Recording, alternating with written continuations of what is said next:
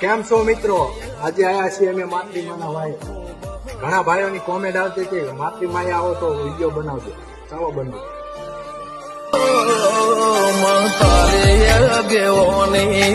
ખૂબ ચવાયા તારા કીધેલ માર્ગ અમે જાણથી અપનાયા.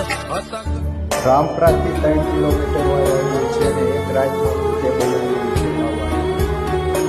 કાલે વિડીયો અપલોડ થાય છે એની